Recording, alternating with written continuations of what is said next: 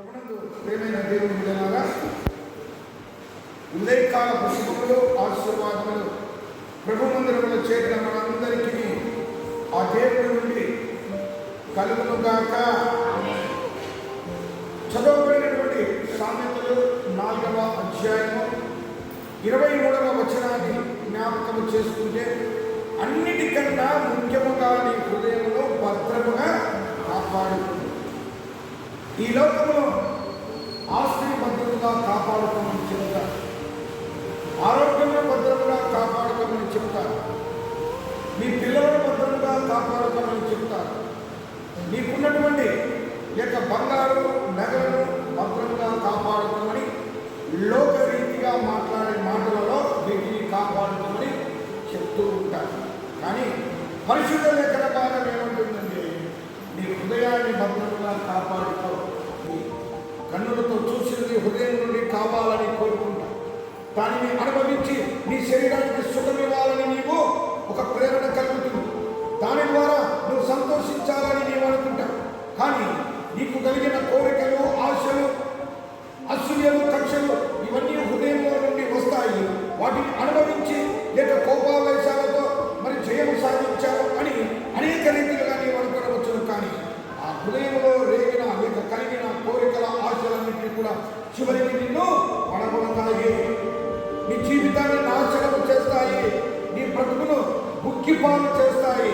ఆ కోరికల ద్వారా, ఆశల ద్వారా, లేక నీకున్నటువంటి ఆ కోప ఆవేశాల ద్వారా ప్రేమ బంధాలను కోల్పోతావు, శరీర సౌందర్యాన్ని కోల్పోతావు, చివరికి బంధుత్వాలను కోల్పోతావు, సర్వమును నాశనం చేసుకుంటావు. నీవు ఆ పొందిన క్షణిక ఆనందము, క్షణిక కోపావేశంలో హృదయం నుండి పుట్టినటువంటి వాటి నుండి ఈ భవిష్యత్తును నాశనం నీవు చేసుకుంటూ ఉన్నావు. అయితే దేవుడు అంటాడు, హృదయంలో నేను ఉండాలి. హృదయం నాటి నేను ఉన్న చోట ప్రేమ, సంతోషము, సమాధానము, దీర్ఘశాంతము, దయాలత్వము, ఆశానిగ్రహము, మంచితనం అనేది ఉంటుంది. నేను లేని ఆ హృదయంలో కల్లోల పరిస్థితులు ఏర్పడతాయి. కుటుంబంలో నెమ్మది ఉండదు, నీ బ్రతుకు నెమ్మది ఉండదు, నీ జీవితానికి నెమ్మది ఉండదు. ఒకవేళ తాత్కాలికంగా నీవు సంతోషం పొందవచ్చు, తాత్కాలికంగా నీవు ఆనందం పొందవచ్చు, తాత్కాలికంగా కోపావేశం చూపవచ్చు. కానీ స్థిరమైన నెమ్మది, స్థిరమైన సమాధానము, స్థిరమైన శాంతి యేసు నీ హృదయంలో లేకుండా ఉంటేనే ఉండవు. అందుకే అంటున్నాడు, అన్నిటికన్నా ముఖ్యముగా నీవు కాపాడుకోవలసింది నీ ఆస్తులు, నీ భూములు, లేకుంటే నీకున్నటువంటి నీ కుమారులు, నీకున్నటువంటి ధనమును. ఇవి కాదు నీవు కాపాడుకోవలసింది. నీ హృదయాన్ని, దేవుడు ఉన్నటువంటి ఆ స్థానము, ఆ హృదయ స్థానము ఇంకొకరికి నీవు అప్పగిస్తే, ఇంకొకరికి నీవు ఇస్తే, నీ జీవితమైన నా జీవితమైన పతనావస్థను చేరుకుంటుంది. పతనావస్థే మనం అనుకుంటూ ఉంటాం.